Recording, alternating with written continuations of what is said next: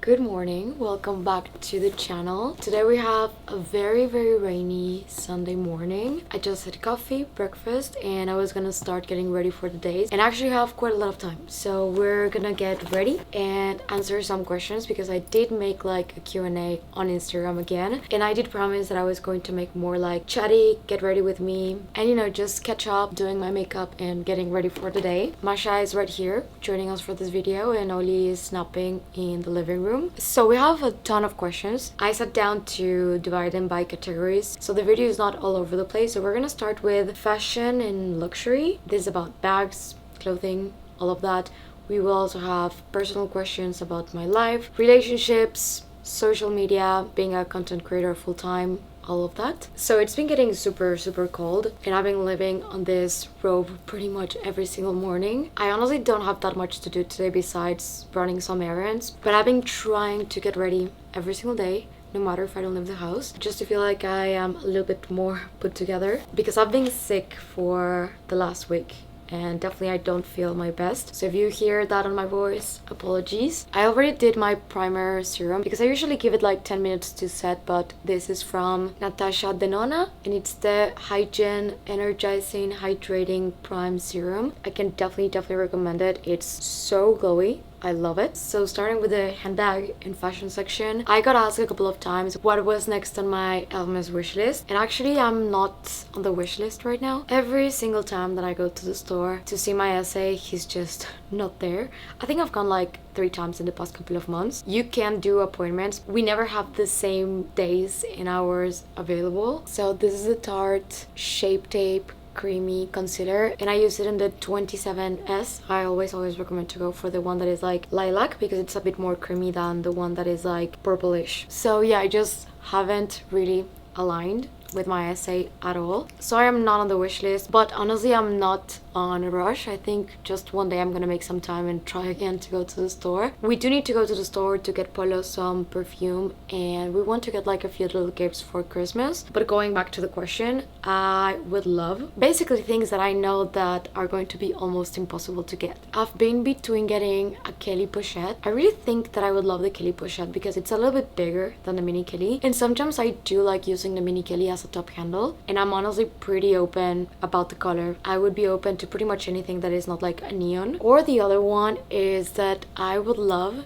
a Birkin 25 but in box leather and cellier. I don't have any cellier Birkins, and if I was gonna do that it would have to be box leather, but I know that this is basically not going to happen, and I just know that this is something that will have to be probably on the resale market more than getting it from store because I haven't seen one in such a long time. I did see one back that I keep thinking about though, but I saw it on Instagram Reels and it was this Birkin 25 in box in vert foncé, which is basically the same color than the one that I have, but in box leather. And the thing with Hermès bags is that the colors change so much depending on the leather, and that bag was stunning. My favorite bag at the moment, this is the Charlotte Tilbury. It's all faded, but it's the Hollywood something filter.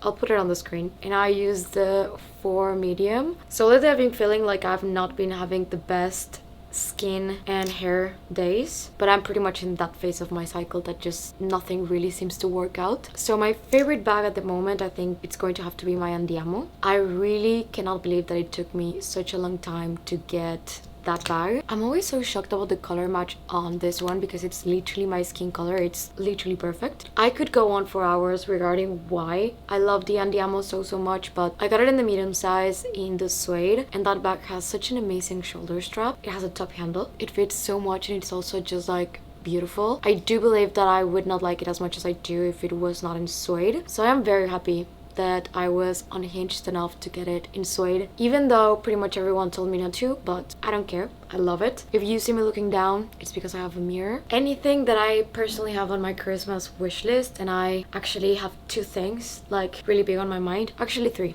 The first one is going to be the Chanel 25, and I know that I shouldn't get it because I just got the Andiamo, but I really would love a Chanel 25. Do I want it in suede? Maybe not in the same color. It's really hard to get, so at this point, honestly, I don't even know. I would also really love it in red or any pastel color, to be completely honest, because this one could be a perfect summer bag. Okay, so I use this one as kind of like bronzer contour, and it's the Drunk Elephant deep bronzy drops, but I forgot to check them and it's not blending. I also would love this Chloe dress, but it's like 8,000 and I honestly don't think I have like an occasion to wear it. And that's the thing with me and ready to wear.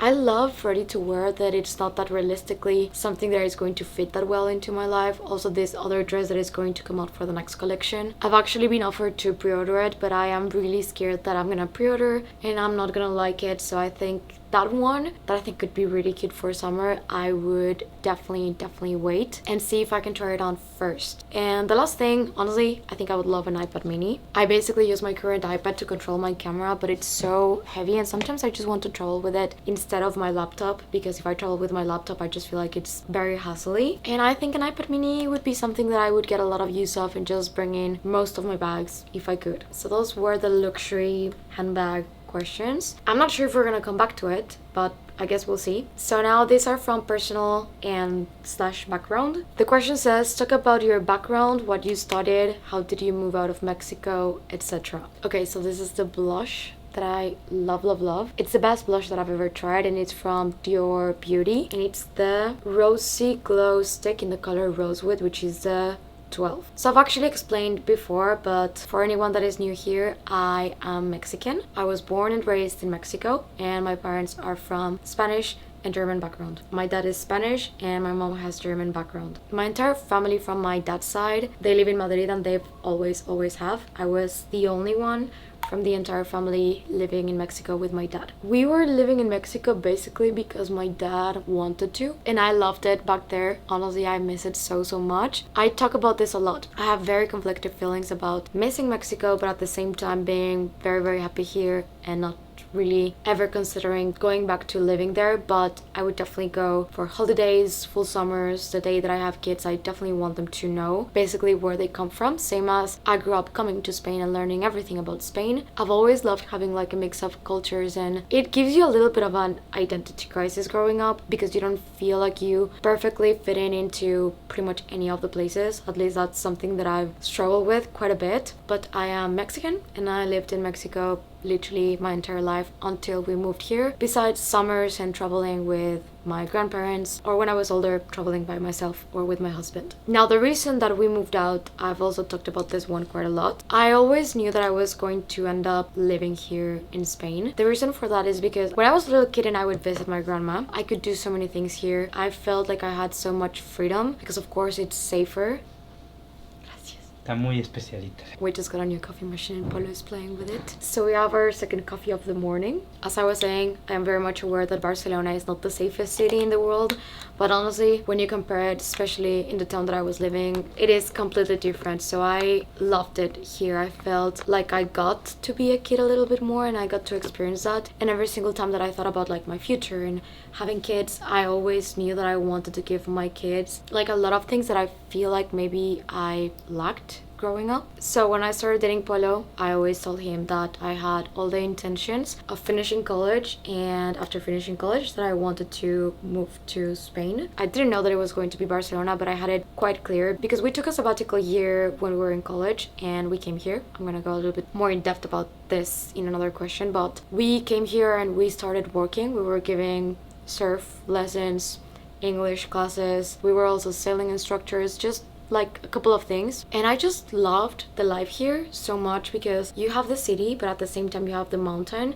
and you have the beach. And the beach for me, like being close to the ocean, is so important. So it was kind of like the perfect city for us. It's big enough that you have so many restaurants, activities and things to do. So honestly, when we came down to picking where we wanted to move, we knew that it was going to be Barcelona, and we were able to move because I've always had my Spanish passport. So we moved here and Polo started doing his master's degree, so he was on a student visa. Next question is if I went to university, and if I did, what did I study there? So I actually went to uni twice. My first time around I was studying international relations. I did 2 years. I really wanted to work for the UN. I've always cared a lot about international affairs, history, all of that. I would read a lot about that when I was in high school. I don't know, I've always been very interested in the past and history. However, when I started college very early on, I learned that the UN was not what I expected, and also that I was not gonna be able to ever work there because that's just not how things work. So I did 2 years and I had like a little bit of a life crisis, I would call it, because I was sailing full time. So basically since I was 3 years old, my dad was always sailing and he taught me how to sail since I was able to walk basically. So I was sailing and I was sailing first Optimist. So Optimist is like when you're learning to ride a bicycle and you put the extra wheels for security. That's the type of boat. I'm gonna share some pictures. And when I grew up a little bit more, when I was 15, I moved to Laser. And Laser is actually Olympic, so you can go to the Olympics on Laser. The thing is that where I was living in Mexico, there's different types of sails. 4.7, that is for people that are a little bit smaller and that not fit the target weight. Then you have radial, that was the one that I was doing because it was the most common. And then you have standard, and that was what Polo was sailing, because Polo and I met sailing basically. How many years of my life I invested into sailing Laser. I just never made the cut because I was always too short when I was competing with other girls that were just taller than me, so they had more strength and more, like, not advantages. I would say that more than anything I was on a disadvantage. Sailing was my entire life, and when I stopped, literally my life collapsed, and I was also not happy with what I was studying. So let's just say that everything in my life kind of crumbled down. Also, my dad got sick at that time. He got cancer, so I decided to drop college and travel for a year and work. That's when we came to Barcelona, and we also lived in different places. We lived in Paris for a bit, we lived in Vienna, and Polo had like something very similar at the same time. Like, his reasons were different. He was also studying something different, also took a break. We came together. That's when we actually moved together. I don't know if I'm making this way longer than I should, but during that year, I realized that honestly what I loved the most was traveling, going to new places with culture and language. Like, I just love traveling so much, and I didn't know how to make a living out of that. I didn't know what I had to study to do that. So when we came back to Mexico, I started over and I did international touristic business management and development. Basically, I did finish that degree. So in the end, I did like 7 years of college, and I am now a content creator that does traveling. So in a way, I am very happy, and I feel like life leads you to paths that you sometimes would never even guess that are the ones that are gonna take you to exactly what you wanted to do. And now I get to travel, and I get to create, and I get to just do something by myself. And actually, I was always pretty good at college. Like, I always had really good grades, and I always was like very passionate about what I was doing. If I was gonna do something, I was gonna give it my all, and that's what I did with college. Also, I got a lot of questions about working as a content creator, YouTuber, when I decided to go full-time. And I think this is something that I actually have not talked a lot, but when I moved here to Spain, I didn't have the intention to become a full-time content creator. Same as Polo, I was gonna do my master's degree. I just was figuring out in what. At this point, I really wanted to go back into like history, politics, and all of that. And Polo did his master's degree in marketing. The thing is that when I moved here, I was doing consulting. So I was basically doing consulting for different companies based in the US, marketing, social media, and all of that. My problem with consulting was that I would just get too invested, and it was not consulting. I was basically having like a part-time job that I was trying to make like everything work, and I didn't love it. I felt like I was good at it, but I didn't love it. So that's when I said that I was gonna give it a go to do social media full-time, at least for 6 months, because I knew that I didn't want to go back to working in an office. I did that. I know that a lot of people love it, but I just did not enjoy it. I was not happy at all. It is really nice to have like that stability and just like know that you need to do your thing, but every single time that I was in the office, the only thing that I wanted to do was to get back home to my dog, edit my YouTube videos. If I'm completely honest, I wanted to do my own thing,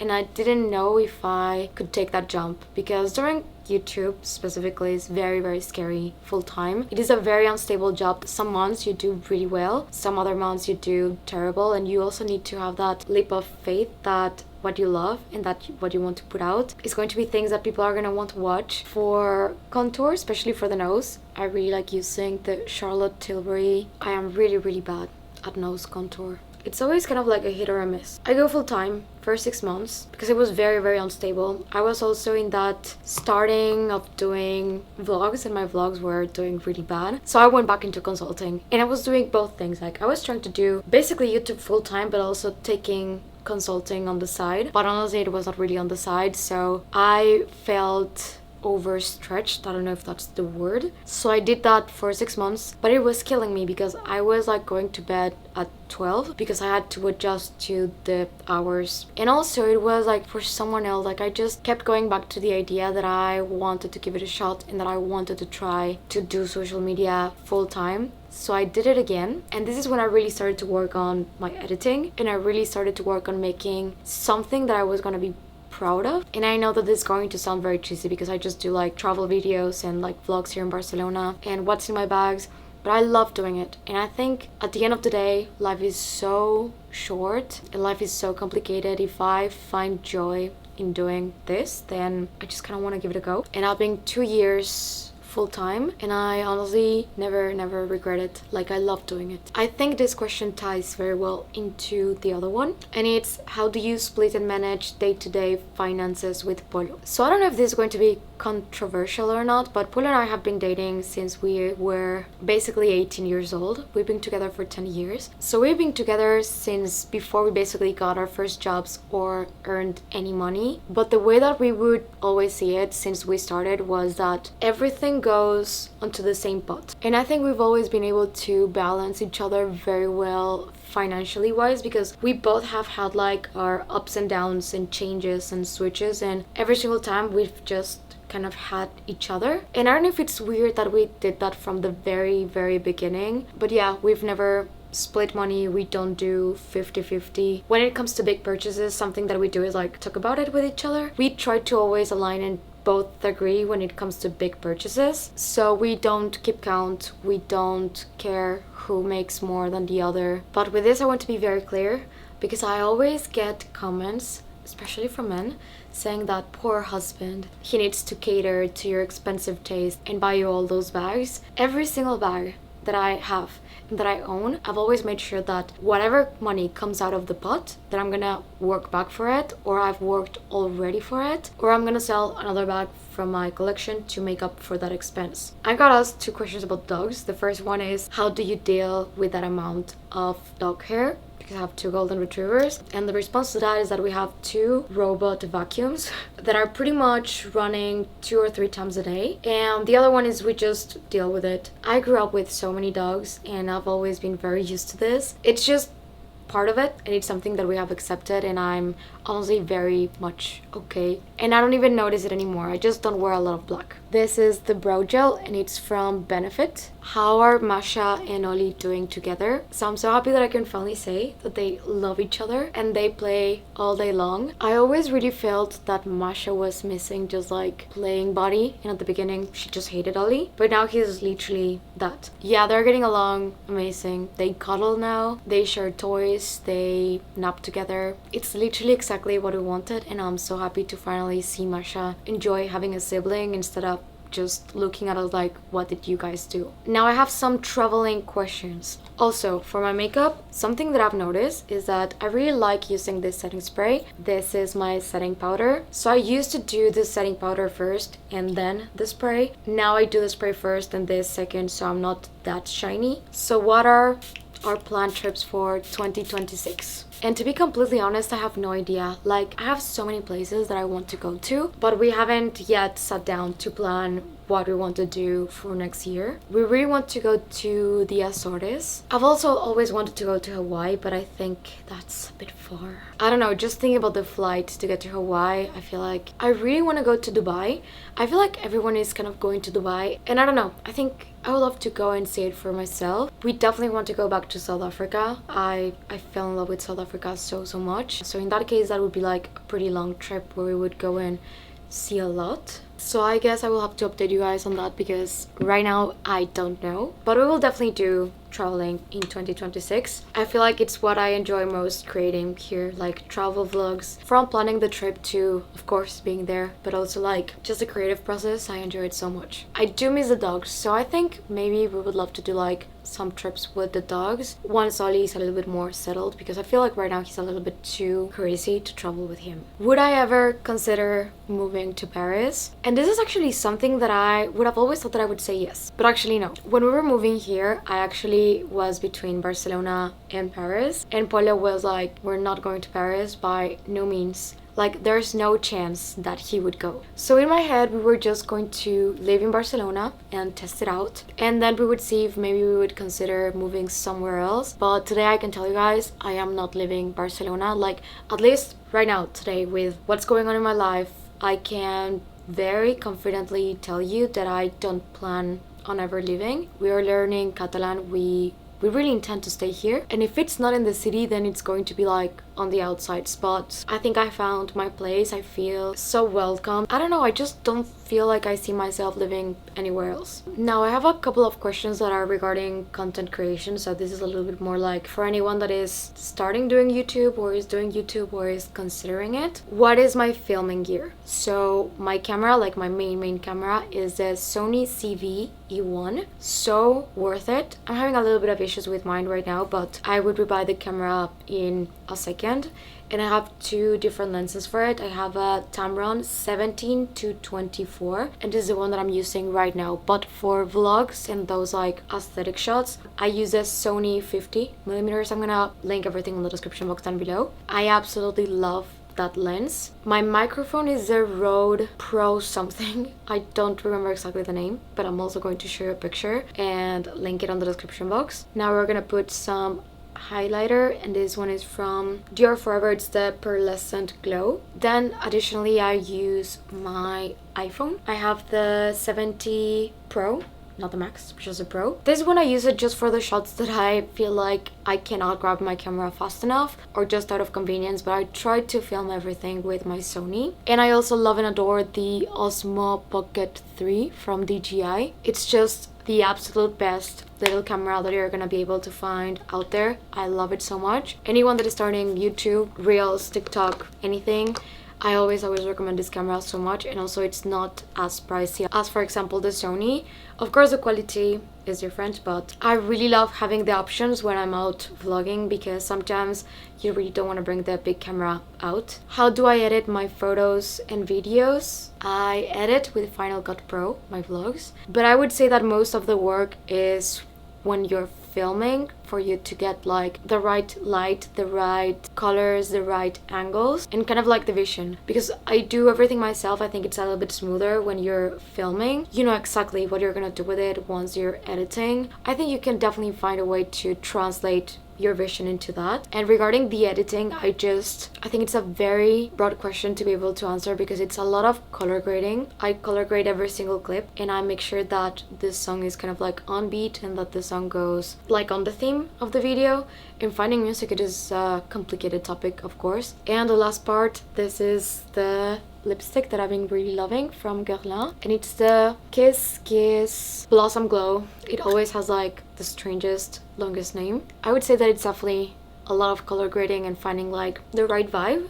I don't know how to explain it. I've definitely learned most of what I know on YouTube tutorials, so I can definitely encourage you guys to watch a full hour video on how to color grade, on how to make things look a little bit more cinematic. I'm gonna link a few videos in case anyone is interested, literally the ones that I used to learn. But with time, you find your own like rhythm. Now with pictures, I use Lightroom, and that's pretty much it. With the settings that I have for my camera, that I get also asked that quite a lot, this ones. So always make sure to select 48 and HEIC. And when it comes to the exposure, it's always -7. And we're done with the makeup. Also a note regarding color correction, I always like to lean into warmer tones and pulling the contrast down a little bit. Like, that's kind of the vibe that I try. And the last question is, how do I stay consistent on YouTube? So I think this is something that is very important to do if you're starting. Like, consistency is absolutely everything. I do have like a Notion where I have like a calendar and the videos that I'm planning to film like that week or that month, and I am just very strict regarding this. Like, if I have to film, I am going to film. I take it very seriously. Also editing, like, I put it over any commitment that I may have, that it's like I do right now 2 sit downs, 1 vlog, 2 sit downs, 1 vlog. So basically I sit on Sundays and I film 2 sit downs, and then 1 week yes and 1 week no I film a vlog. Sometimes I stay behind a little bit, but I try to be always like at least 2 weeks ahead in case you get sick or you travel or you know life happens, because that's always going to be the case, to have like buffer content. But my absolute best recommendation to stay consistent is to plan a lot ahead. And if you need to have 2 weeks where you're gonna film a lot and you're gonna have to edit a lot, do it so you have like that breathing space, or you're not like filming and editing the video that you're going to publish that day of the week, and always do the same days and at the same time. I just feel like that has always worked for me. I am definitely very type A, so I need that like schedule and consistency. So this was this month's Q&A. This one was very chatty. I don't know if I actually replied to that many questions and I just went off the tangent, but I hope that you guys enjoyed the video and that I was able to join you on your morning coffee or whatever you were doing while watching this video. If you have any more questions, please leave them in the comment section down below and I'll get to them. Thank you so much for watching, and if you're new, please consider subscribing and click the notification bell down below so you don't miss any of my videos. And if you're not done watching, I'm gonna leave you 2 right here in case you want to check them out. Thank you and see you on the next one. Bye.